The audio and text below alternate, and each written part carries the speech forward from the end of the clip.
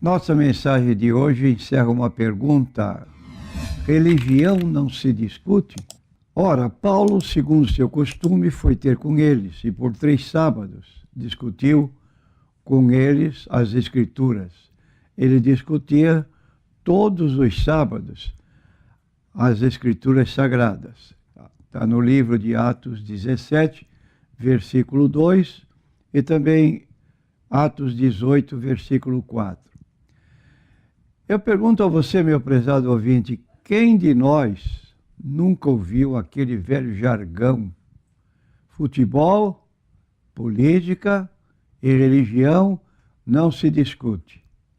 Esta frase tem sido, durante muito tempo, um verdadeiro dogma para muitos. Mas qual será a realidade dela, afinal? Ultimamente temos visto inúmeros debates no campo dos esportes, nas populares mesas redondas de domingo à noite, no campo da política, nem se fala. Aliás, nas últimas eleições para presidente, o debate ao vivo foi encarado como um grande passo na democracia brasileira. Mas a religião continua presa ao cordão umbilical desta filosofia. Por quê? Será que questões doutrinárias religiosas não se discutem mesmo? Devemos calar por amor ou falar por causa da verdade? O que na verdade está por trás de quem defende essa filosofia?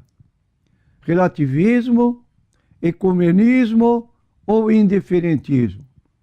Para mim, eu penso que é mais indiferentismo do que propriamente como relativismo e ecumenismo. E nós temos então algumas considerações a fazer por que defendermos a discussão religiosa. Queremos dizer que a defesa da fé cristã envolve conhecer pelo que se chama batalha. No livro na carta, aliás, na carta de Judas, ou o livro de Judas, nós encontramos logo no versículo 3 uma declaração: batalhando pela fé que uma vez foi dada aos santos. A palavra batalhar, no texto bíblico de Judas 3, é a palavra grega apologia, que nós citamos em português apologia, que significa exatamente defesa da fé. Então, a defesa da fé cristã envolve conhecer pelo que se batalha, aquilo que envolve a subversão do Evangelho, especialmente das doutrinas principais relacionadas com a salvação, exige nossa séria preocupação e atenção. E nós temos na carta de Paulo aos Gálatas um bom exemplo. Os judaizantes estavam coagindo os crentes a aceitar um falso evangelho, isto é, adicionando certas obras da lei como necessárias para a salvação. Paulo os repreendeu duramente, como também instruiu Tito a fazê-lo.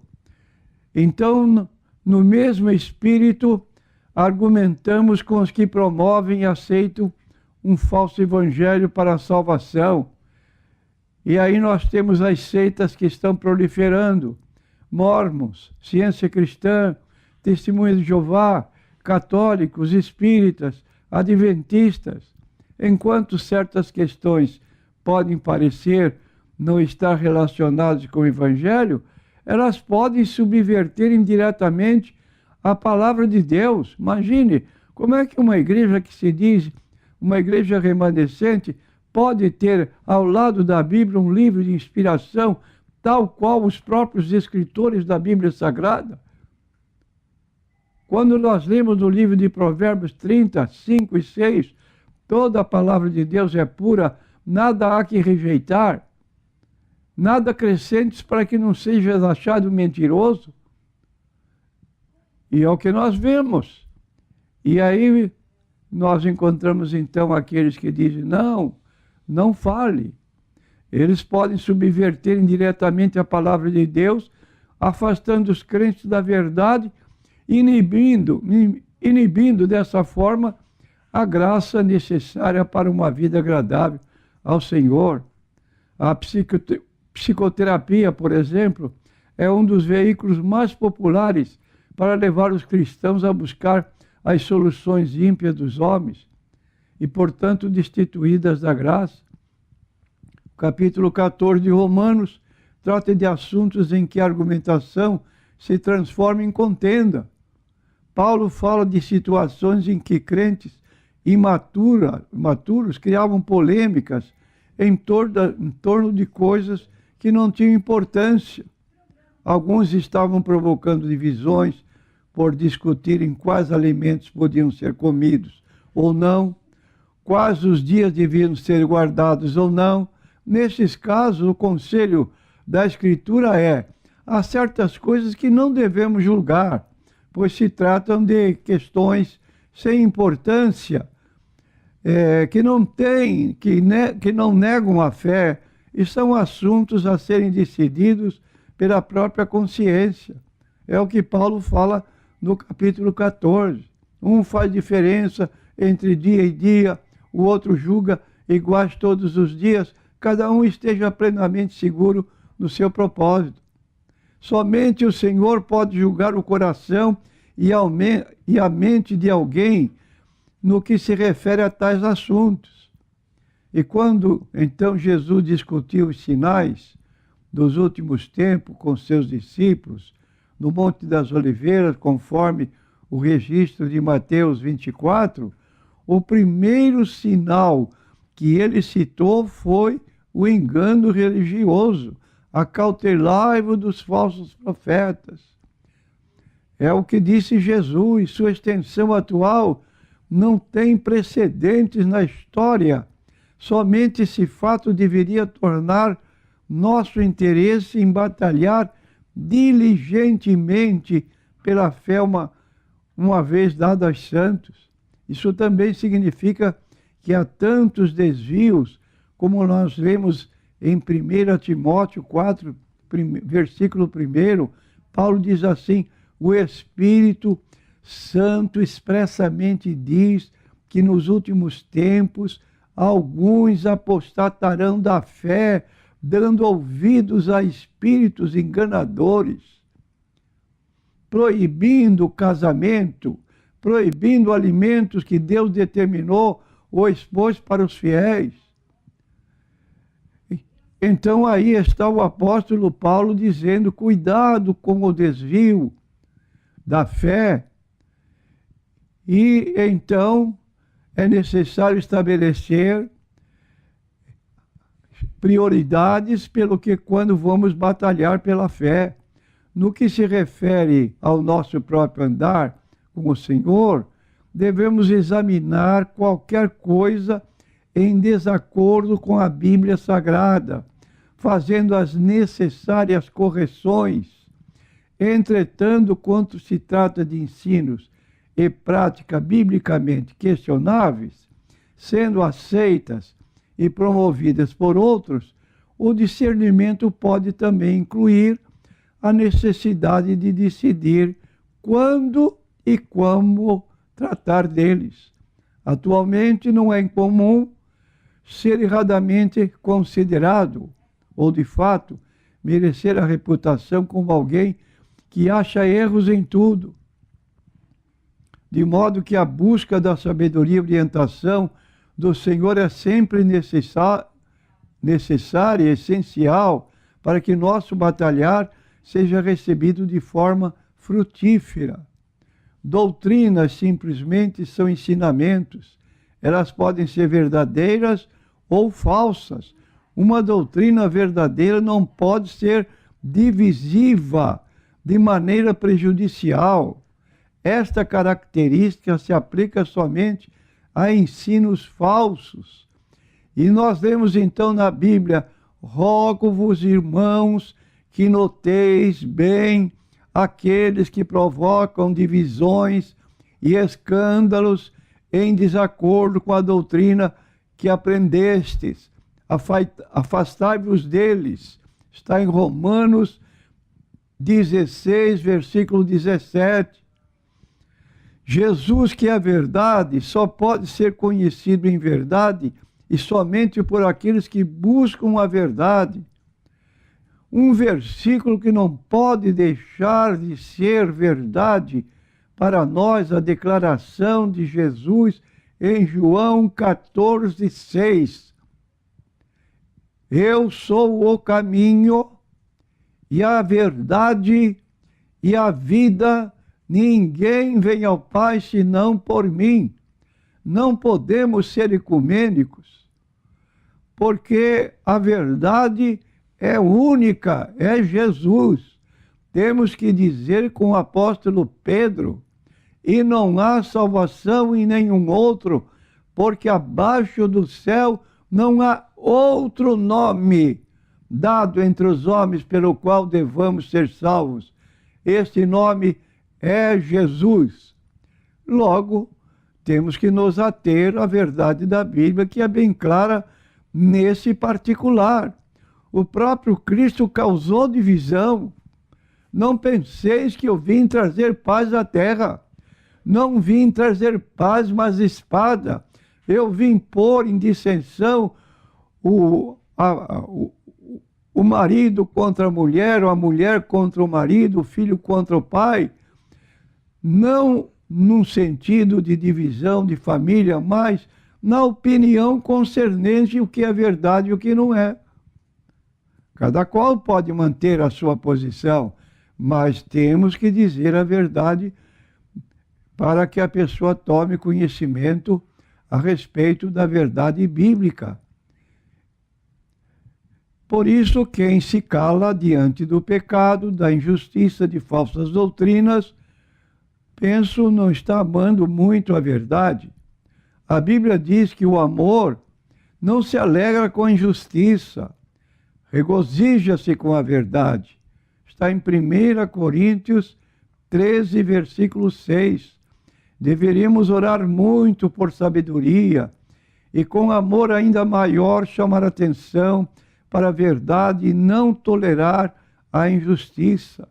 Estevão, um exemplo que temos no livro de Atos dos Apóstolos, ao argumentar com seus patrícios, mas sempre com amor e temor diante da verdade em Cristo, o apóstolo Paulo estava disposto a ser considerado maldito por amor ao seu povo, mas não cedia 1 milímetro quando se tratava da verdade em Cristo.